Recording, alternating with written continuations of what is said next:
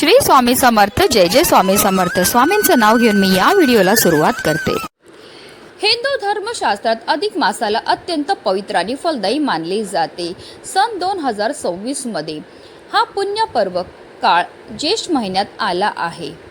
याला अधिक ज्येष्ठ मास असे म्हटले जाते. त्याची कालावधी 17 मे 2026 ते 15 जून 2026 असणार आहे. यंदा 27 मे 2026 रोजी आली आहे कमला एकादशी.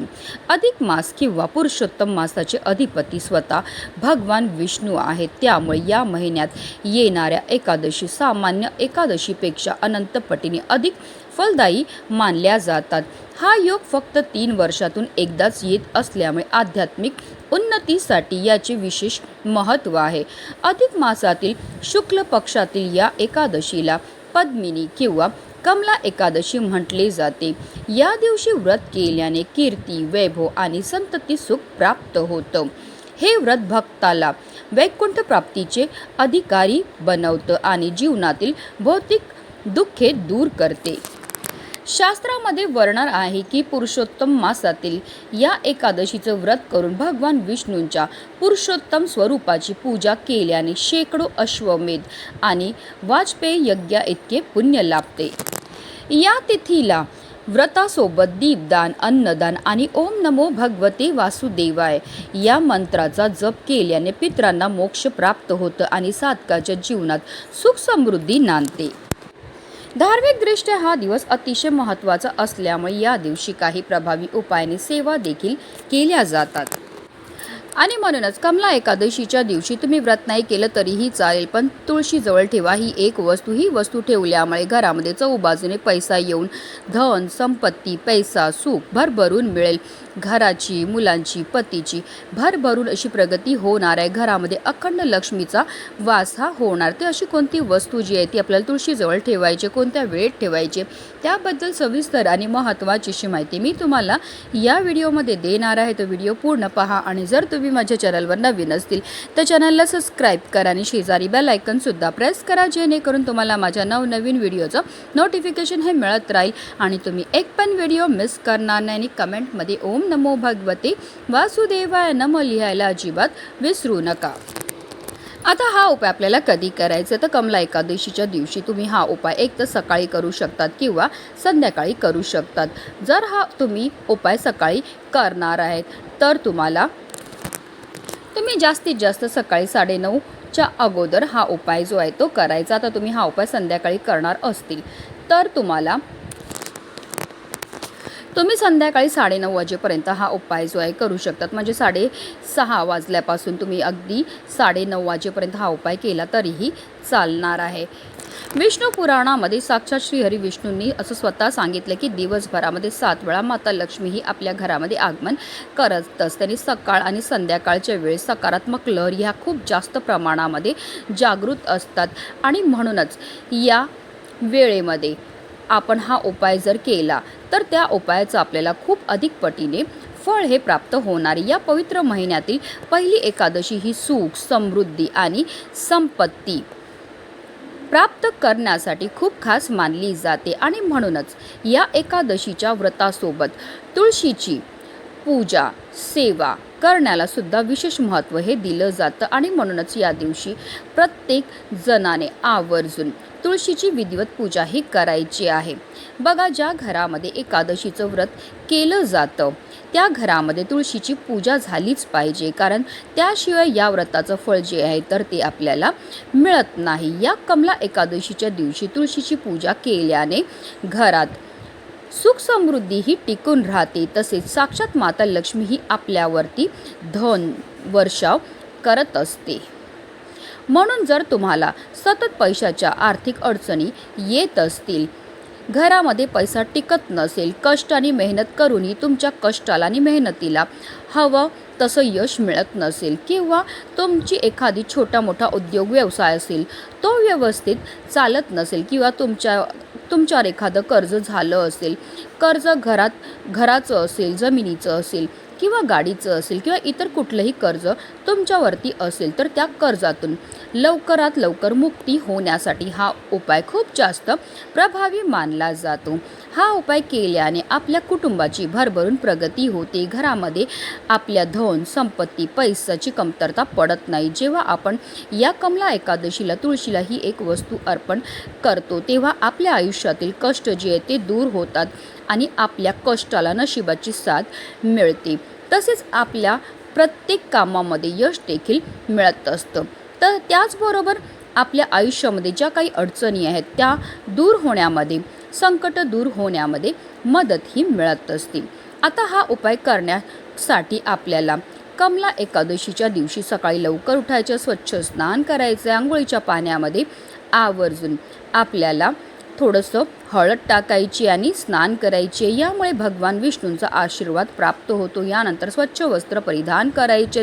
देवघरातील देवांची विधिवत पूजाही करून घ्यायची. भगवान विष्णूंच्या मूर्ती असेल तर त्यावरती आपल्याला हळदीयुक्त पाणी अर्पण करायचे, त्यांना जलाभिषेक करायचा. त्याचबरोबर त्यांना पिवळी फुलं अर्पण करायचे. भगवान विष्णूंची मूर्ती नसेल तर विठ्ठलाची असेल, बाळकृष्णाची मूर्ती असेल तर तिथे तुम्ही पिवळे फुलं तुळशीपत्र अर्पण करायचे. तुळशीपत्र अर्पण करताना आवर्जून आपल्या मनातली इच्छाही व्यक्त करायची. श्रीहरी विष्णूंना पंचामृताचा नैवेद्य अर्पण करायचा आहे.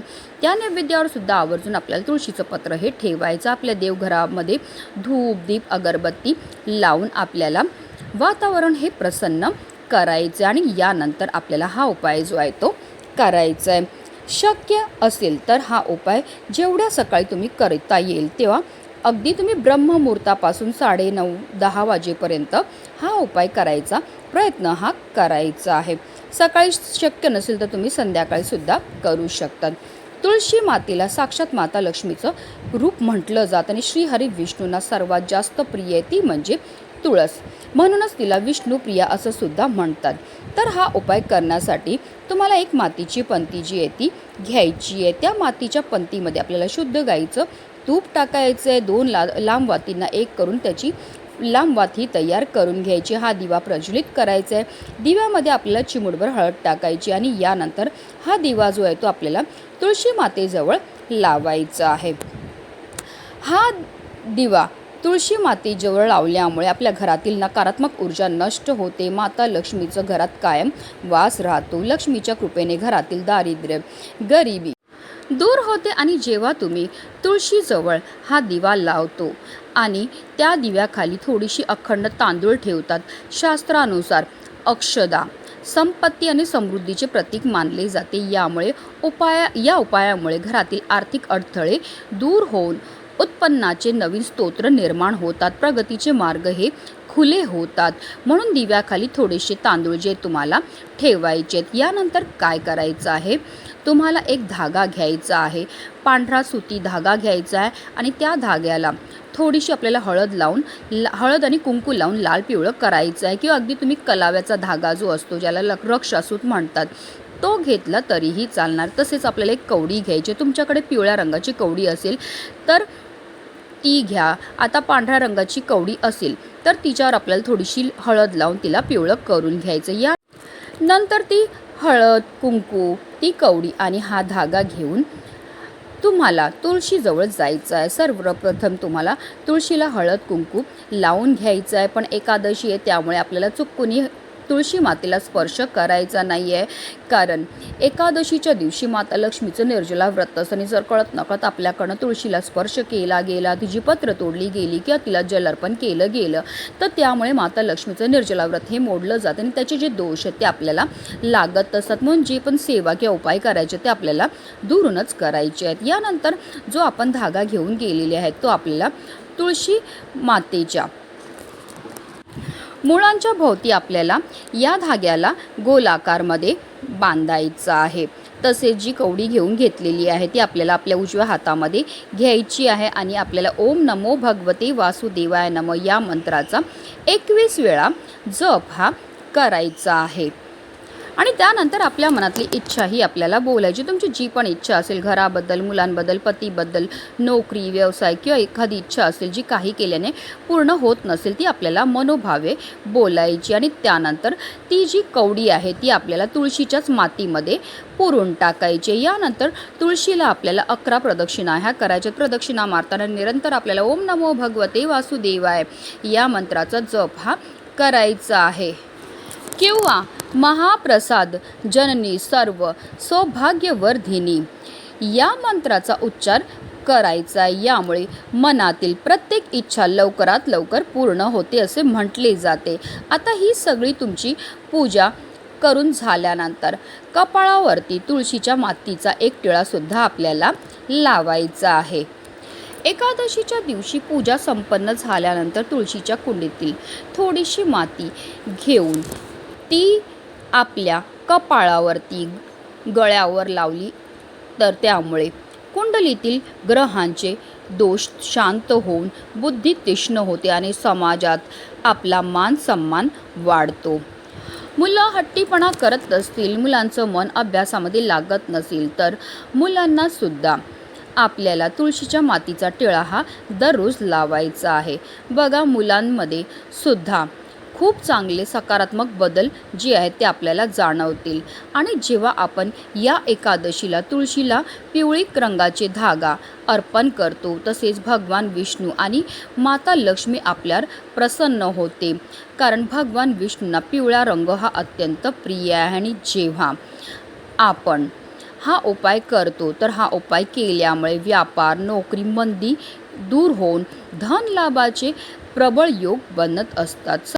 हा अत्यंत प्रभावी आणि सात्विक उपाय. हा उपाय जर तुम्ही एकादशीच्या दिवशी केला तर तुमच्या आयुष्यामध्ये ज्या काही समस्या असतील, संकट असतील, जे काही दुःख असेल ते दूर होईल आणि तुमच्या सर्व इच्छा मनोकामना ह्या साक्षात श्री हरी विष्णू आणि माता लक्ष्मी पूर्ण करतील. अतिशय प्रभावी असा हा उपाय आहे. म्हणूनच व्हिडिओ जास्तीत जास्त लोकांपर्यंत शेअर करा जेणेकरून प्रत्येकाच्या आयुष्याचं कल्याण हो हीच मनामध्ये इच्छा. श्री स्वामी समर्थ. जय जय स्वामी समर्थ.